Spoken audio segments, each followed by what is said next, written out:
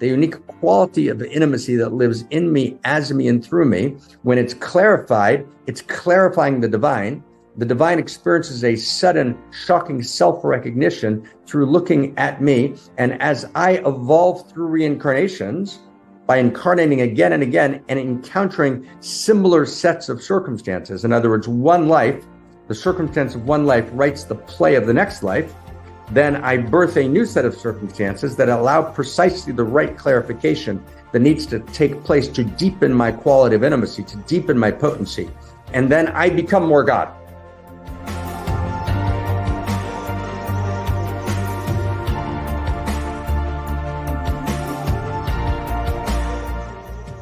You know, what a moment. What a moment. And I think this is our third Unique Self 2.0 study. Is that correct? It's our third, right? It's our third, which is fantastic. It's only 3 weeks. And I learned to do this kind of course from Sally Kempton, my dear friend who did 3-week courses. What we're essentially doing now is we're writing part 2 of the Unique Self teaching. And unique self is a byword for what I think I can say safely, tenderly, gently, audaciously, is the single best answer that we have in the world today. Literally, the single best answer that we have in the world today to the question of who are you, where are you, and what I ought to do, which are the 3 great questions of being a human being, of being alive, right? Who are you? Where are you? And what ought I do? Or who am I? Who are we? Where am I? Where are we? And what ought we do? So it's an insanely important course. I want to thank our friends at Parallax for organizing the course. And it's an unbelievably important and exclusive moment that we get to share together, where we're unpacking essentially everything we've thought about unique self after the Unique Self book was written. Does everyone get that? So we wrote a Unique Self book, and my dear friend Ken Wilber wrote a beautiful both introduction to it and afterword to it, and it was part of this very, very deep set of conversations that we convened. We did what we called then an integral spiritual experience. We invited some 500 people and 30, 40 teachers to this unique self-knowing. I presented it for the first time at something called the Integral Spiritual Center, where my friend Ken had invited like kind of 60 leading spiritual teachers from around the world. And it was a very particular seminal moment where we began to change the world conversation in the spiritual world first, around identity, and then it trickled into the psychological world. And it has fundamentally changed the way we understand who we are at the leading edge of consciousness. It has changed some unimaginably essential structural understandings of who am I. I'm not going to go into that now.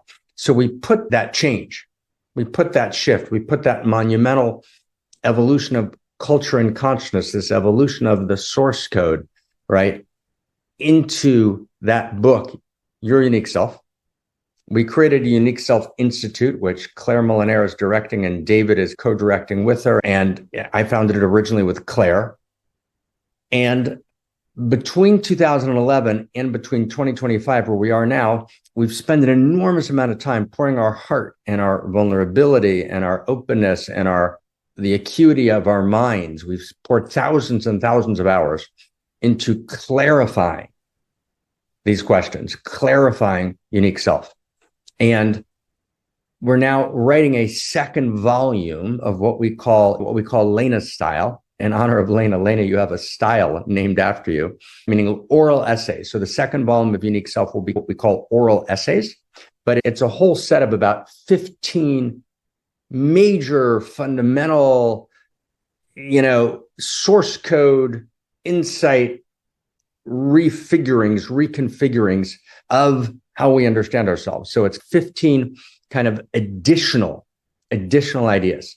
So it's insanely important. And what we're doing in these Unique Self 2.0 kind of little small 3-part courses is each time we're taking a new set of issues that just dharmic distinctions and terms that Kirsten, my friend, weren't available in 2011. They clarified to us over the years, and we're clarifying them. And we're going to put that all together in a second unique self volume. That's step 2. Is everyone tracking with me? Who's tracking with me in the chat box? Just so you can understand, like, what are we doing? It's crazy important. What are we doing here?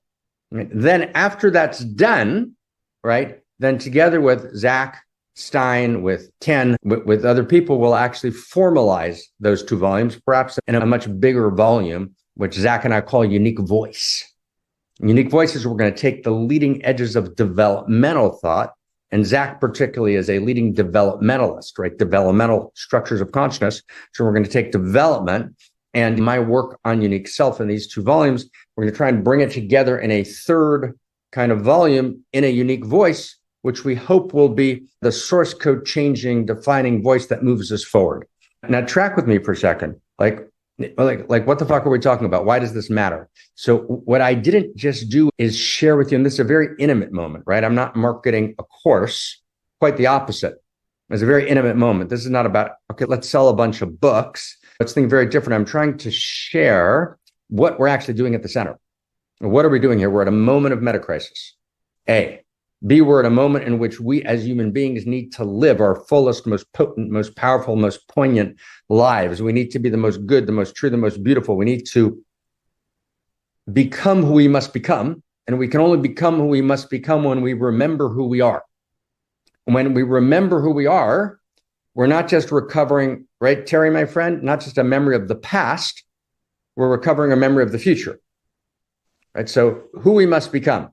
First, we remember who we are, and then we become who we must become. To remember who we are, we need to be able to answer the question of, who are you? So everyone is operating in an invisible frame. We're all driven by invisible frameworks. Does that make sense? We're driven by invisible frameworks. And those frameworks are the best answer that we're working with to the question of who am I?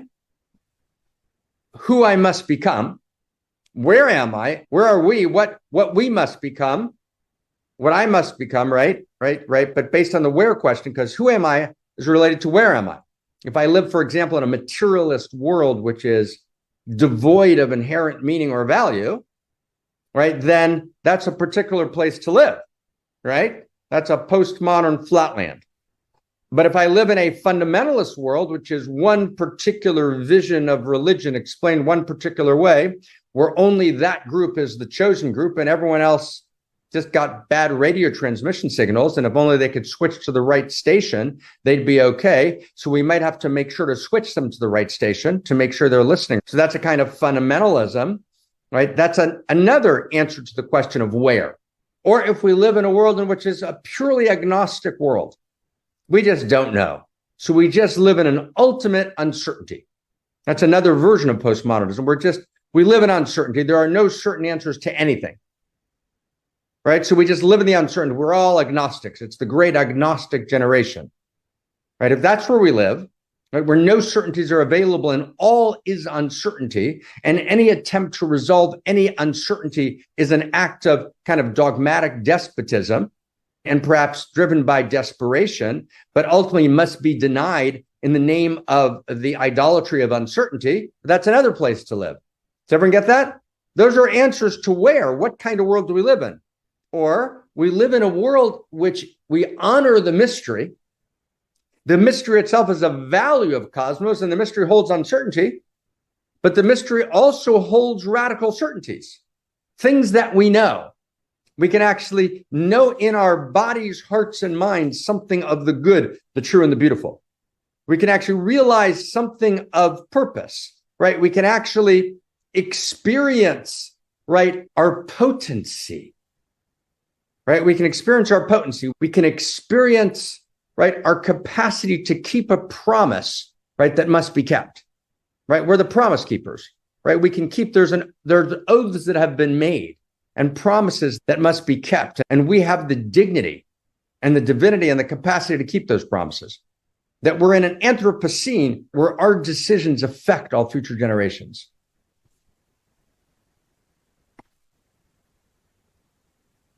Huh. That's very funny. So I just have to laugh, everybody, for a second. Welcome to the world of AI. So could everybody laugh with me for a second? So it comes up in the middle of my screen as I'm talking.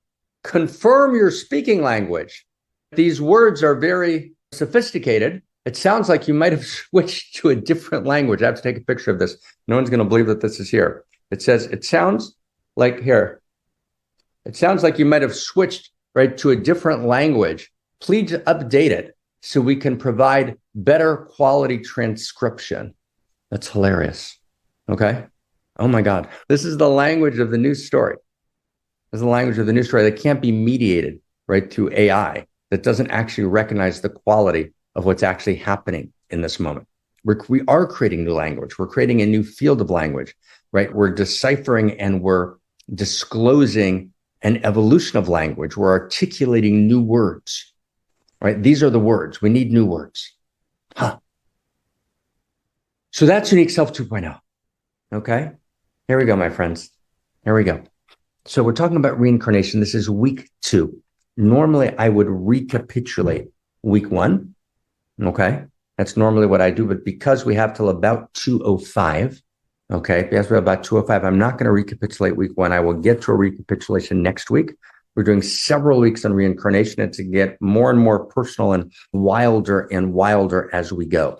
But what we did last week is we set up why, before we even come to any empirical information about reincarnation, we actually have philosophical, dharmic information about reincarnation, which is, and I went through 5 major points last week, and I'm going to resist the pedagogic temptation, which is a temptation born in love. I want to make sure you have this. I'm going to resist the temptation. And Lena, I know that makes you happy that I'm going to resist that temptation. I'm going to resist the temptation to recapitulate all 5 points right now, which I desperately want to do. I can feel it rising in me. I want to talk about them again, but we're not going to do that now. But we did that last week. So please listen to the recap. Anyone who's new this week, please especially listen to last week's One Mountain, which is especially the last 30 minutes. My friend O was with us, and I don't have permission to mention his name, but I'll just mention his first name, O. And he said, I was there till 2. And I said, no, O, it started at 2. Right, between 2 and 2:30 last week, the last 30 minutes, it's the last part of the transcript. It's all important, but that was the most important part. So that'll give you the 5 kind of philosophical, structural frames which tell us that a world without reincarnation doesn't make sense. Because what reincarnation is saying is that it's not over till it's over, that I reincarnate, that it's not just a line, it's a circle. And we played Harry Chapin's song, All My Life's a Circle, where he says, when I have this funny feeling that we'll all be together again. And it's going to come around. It's not over when it's over. I just found a picture in my whatever they're called, my photos, right? I just found a picture in my photos and I was looking through them and I saw this amazing picture of Sally Kempton, the great spiritual teacher and teacher of Kashmir Shaivism.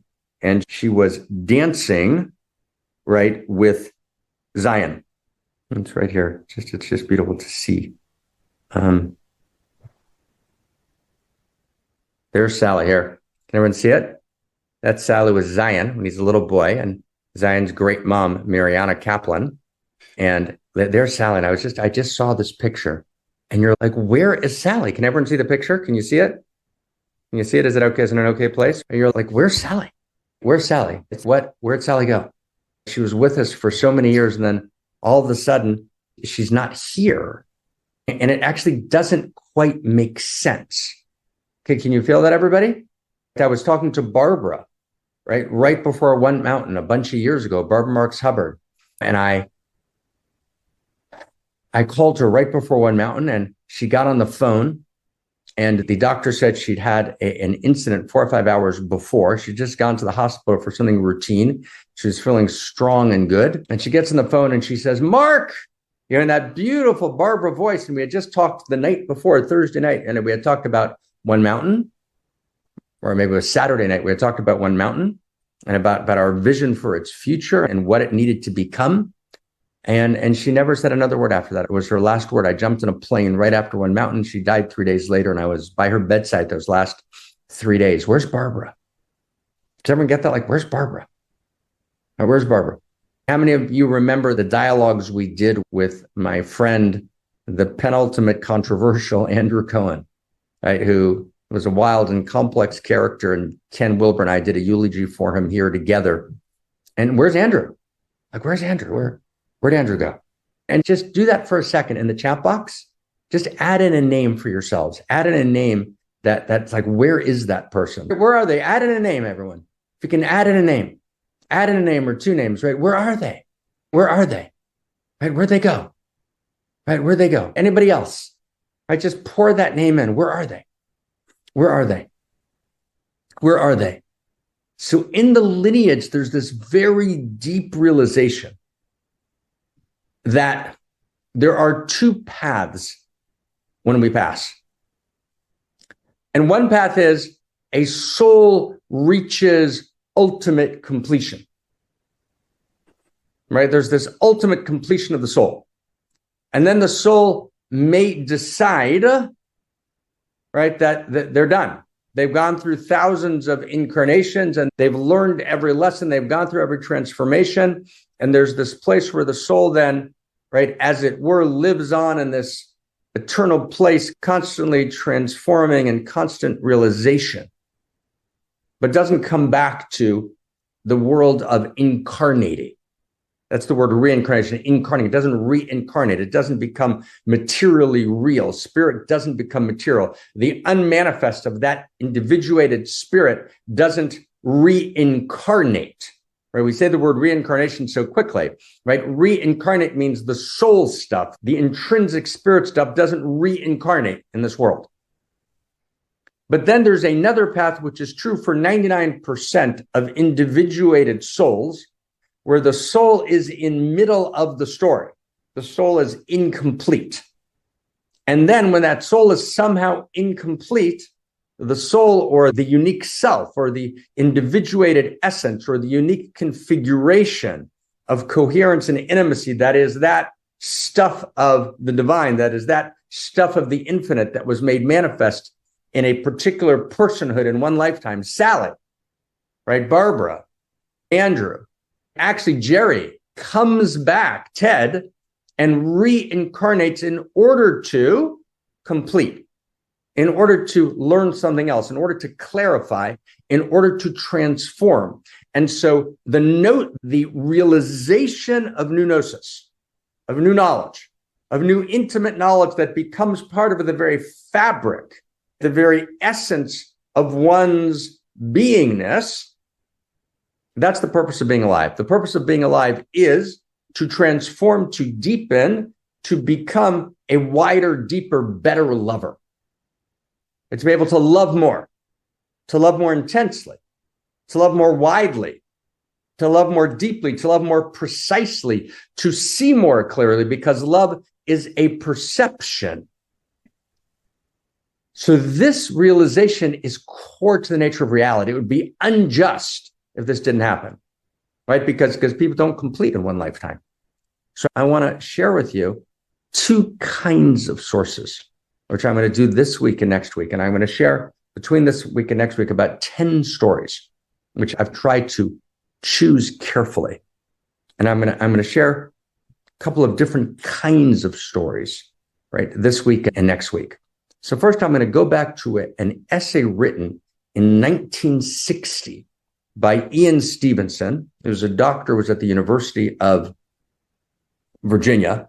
And Eli, who's together with Krista leading our Who Must Become community and its emergence, right, put in one of the mailings this week a reference to the work of one of Stevenson's students, right, Eli Tucker, right, who's still at the University of Virginia, who's carried on this work. But this essay I want to quote from is one of the very first essays that actually provides extensive cross-cultural documentation. Okay, so let me just, again, be really careful what I mean. So there has been all through history, there have been documented cases where there was profound evidence for reincarnation. The problem is they were in different cultures. There generally wasn't a formal team of kind of fact checkers to be able to evaluate the nature of the evidence. We got very fragmented records of them, so it was hard to evaluate them. For example, there's a passage in the Aramaic texts of the Talmud and Tractate Pesachim. It's called Pesachim. I believe it's on page 60, where a person has a kind of near-death experience where they cross over, right? Momentarily to the other side. It's not a reincarnation story. It's a crossover to the other side for a moment story, right? A near-death experience where a person crosses over. And obviously the near-death experience literature needs to be cross-referenced with the reincarnation literature, and we need to see how those relate to each other. That's a different topic, right? But those are two different literatures that are mutually related to each other. So this is a near-death experience story, and when the person crosses over and then they come back, so the masters ask the person, they say, right, there's something like, what did you see? What did you see? And the person responds, Olam hafuch ra'iti. I saw a world turned upside down. So what does that mean? So a world turned upside down means I saw a world in which that which would seem to be a major event, right? You're having this major moment. A friend of mine who is a well-known athlete on a well-known professional team had this moment where he carried the flag out into a stadium, right, of 80,000 people. Wow. Right? This massive moment. And he was injured, right, in the game just a few moments later. And then he went through an incredible heroic process, right, of healing, right, and wholeness and deepening, right, and clarity. Now, you would think that the major moment was the one that happened in the stadium, televised around the world with 80,000 people there. But actually, that's not the case. Actually, the major moment were those moments with him and one other person, two other people, with a friend, with a beloved, right, as he struggled through, right, anonymously in the middle of the night, finding his energy, finding source, right, revivifying his joy, finding his capacity to celebrate, deepening into insight, becoming more, right? His God self, his unique divinity became more. And then there was the realization of the promise that must be kept, which is there's more God to come. There's more God to come. When I actually clarify, when I actually individuate with clarity and I realize a new quality of intimacy with new depth and new potentiation and new beauty, then the promise is kept in a new way and there's more God to come. Because God's the infinite intimate, right? God's not a caricature of God, right? God's not a small God who's ethnocentric and homophobic and is worried about whether you're self-pleasuring too much. That's not God. That God doesn't exist. You shouldn't believe in that God, right? The God you don't believe in doesn't exist. No, God is the infinite intimate who knows your name. God is the infinite intimate who is all of the third person laws of physics and mathematics. God is the infinite intimate that is the force of Eros love that holds us and knows us personally. And God is the God force, the infinite value that lives in me, my experience of first person. God is first, second, and third person of the divine. And so when I clarify, right, when my unique intimacy, I am God's unique intimacy, when I clarify my intimacy, there's more God to come. The path of reincarnation is the clarification of my unique intimacy, of my unique perspective, of my unique gnosis. Gnosis meaning intimate knowing, right? My unique carnal knowledge, my unique gifting, my unique goodness, my unique kindness, right? My unique perspicacity, right? That unique quality of intimacy that's me, the unique quality of intimacy that lives in me, as me, and through me. When it's clarified, it's clarifying the divine. The divine experiences a sudden, shocking self-recognition through looking at me. And as I evolve through reincarnations, by incarnating again and again and encountering similar sets of circumstances, in other words, one life, the circumstance of one life writes the play of the next life. then I birth a new set of circumstances that allow precisely the right clarification that needs to take place to deepen my quality of intimacy, to deepen my potency. And then I become more God. There's more God to come, right? Does that make sense, everyone? Can everyone follow that? That's the core. That's the core. Who's got that? That's the core. That's core. It's like insanely important. It's insanely important, okay? Insanely important. Just to get that. So reincarnation is an experience of the unique self dharma. Does everyone get that? This is unique self. So there's an entire literature that's only now being gathered that is unlike this literature in the 3rd century that I just quoted, which is a near-death story. And there's also reincarnation stories in all of the world literatures, but we weren't able to check them. We weren't able to evaluate them. We weren't able to cross-reference them. What happened is in the mid and second half of the 19th century, right, in England, and then later in New England in the United States, we started first the British Psychical Society, and then the American Psychical Society. The British Psychical Society was started by Edith and Henry Sedgwick, professors at Cambridge, and William James, the famous philosopher, right, who coined the term radical empiricism. Let's check the evidence for real, started the American Psychical Society, and we began gathering evidence, going and checking cases. And so a key researcher over this whole process started about 180 years ago. And in this process, this gentleman, Ian Stevenson, steps in and becomes a seminal researcher in reincarnation. And the article that I have in front of me is one of his earliest articles. You can take a look at it, one of his earliest articles. It was written in 1960. Right now, it's now, of course, 65 years later. So there's dozens of books and papers, and not dozens, hundreds that have been written, both by his students, some by him, by other research teams around the world. But this first article has the first sense of things, and you can get a sense of how reincarnation begins to play. So what I want to do today is just land a bunch of his cases so you can get a sense of it. But then what we're going to do next week is we're going to go into a second genre of stories, which are stories by rishis, by Hasidic masters, right? By other kind of erotic mystic interior scientists who have their own stories of reincarnation that add an entirely different dimension, right, to our understanding of what reincarnation is and who we are and what homo amor means and who we must become. But I want to begin this week with Stevenson's paper. It's called The Evidence for Survival from Claimed Memories of Former Incarnations. Everyone get that? And this was the winning essay of a contest in honor of William James, right, who started the British Psychical Society. And by Ian Stevenson, MD. And this is like the beginning. This is a watershed moment, right, when this essay is published.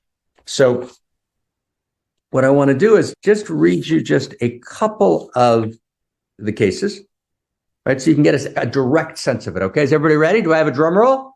And we're going to go for about 10 minutes. Okay. So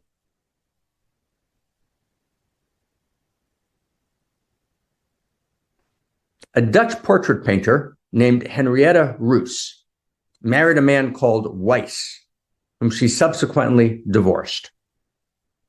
Although it is the custom in Holland for women to resume their maiden name after a divorce, Mrs. Weiss, Henrietta Weiss, for an unaccountable reason, liked her married name. Okay? So her maiden name was Roos, her married name is Henrietta Weiss, and she wants to keep her married name, which is very unusual socially. She doesn't want to give it up. Okay. Her mother reproached her, saying, give up the name Weiss and resume your maiden name, Roos. And she said, I don't know, it's a strange feeling. I can't explain it, but somehow that name suits me, right? I'm connected to that name. I need to keep it. She writes, I feel one with it. It's more me than my own name, Roos. Each time I call myself that way, I have the feeling I'm talking about someone else. And so in the end, she decides to call herself, her mother doesn't like this and culture doesn't like it. So she calls herself Mrs. Weiss Roos. She puts both names together, but she keeps her married name even after the divorce. Against social custom, she keeps the name Weiss. Sometime after a divorce, she was in Paris working hard to support herself by painting. One evening, she goes to bed extremely fatigued. And I'm reading, this is the account that was published about her that Stevenson publishes in his essay. One evening, she went to bed extremely fatigued, hoping to benefit from a good sleep. She then heard a voice say, or was impressed by the thought, quote, "Don't be so lazy, get up and work." After further importuning, the voice keeps moving and speaking in her head, which she at first resisted. She did get up and went to her easel. She was impressed or moved to paint in the dark and did so with feverish haste, hardly knowing what she was doing. After a time, she felt better, naturally sleepy, and returned to bed to sleep. Upon awakening the next morning, she discovered she had painted a beautiful little portrait of a young woman. Puzzled by this experience, she described it to a friend who persuaded her to consult a sensitive. A sensitive means a particular kind of sensitive spiritualist who practiced what was called psychometry. Mrs. Weiss-Ruse took her portrait to the sensitive, and without saying anything to her, Mrs. Weiss placed the portrait on a table from which the sensitive, right, the psychometric, the practitioner picked it up. The sensitive went into a trance, and after a time said, "I see very large golden letters. A name is spelled to me, Goya, G-O-Y-A. Now he speaks to me. He says he was a great Spanish painter.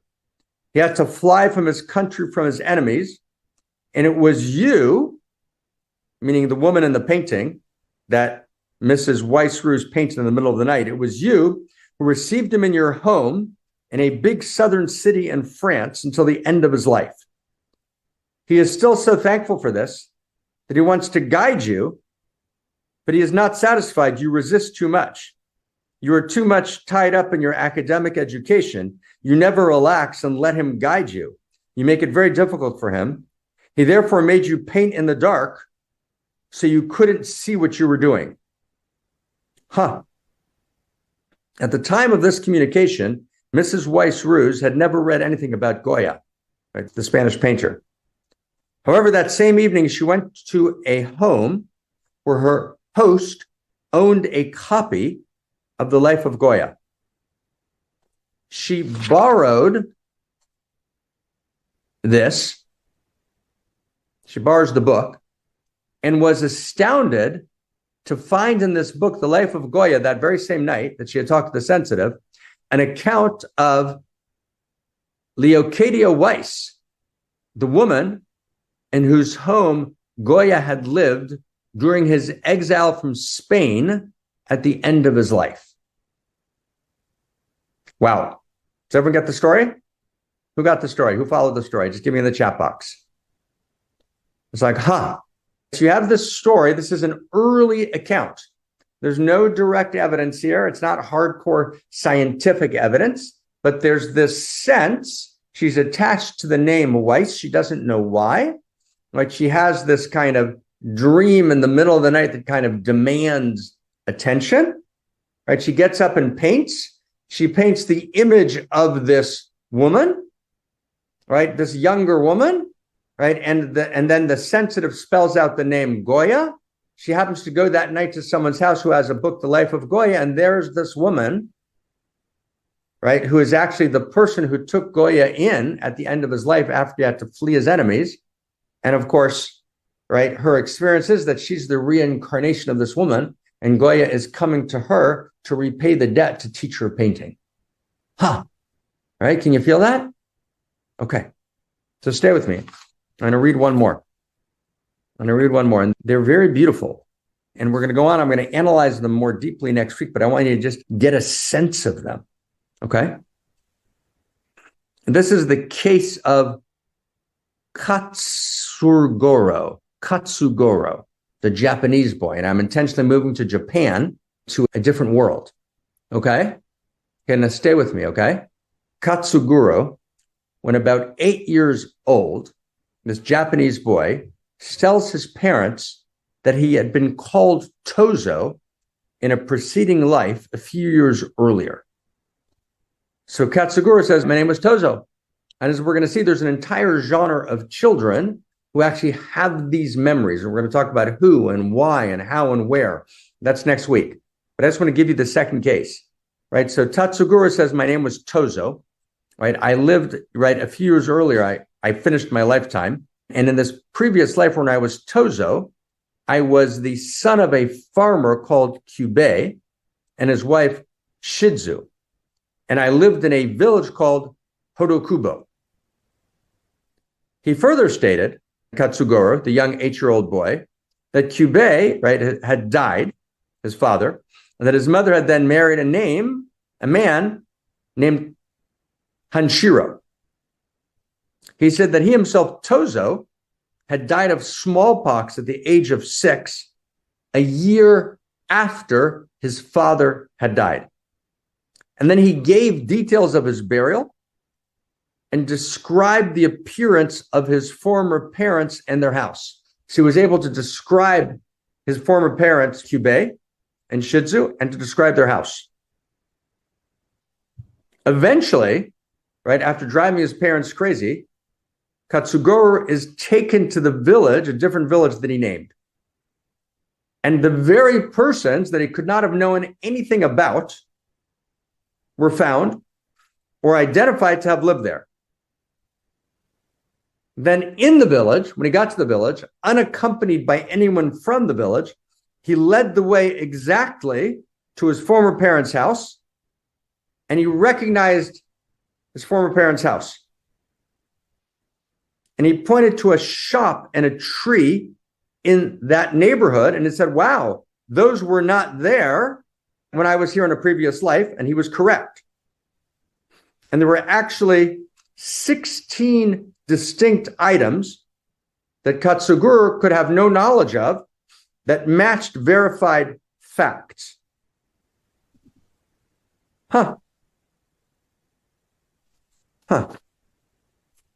we're going to see some other even more dramatic cases, but you begin to see something here.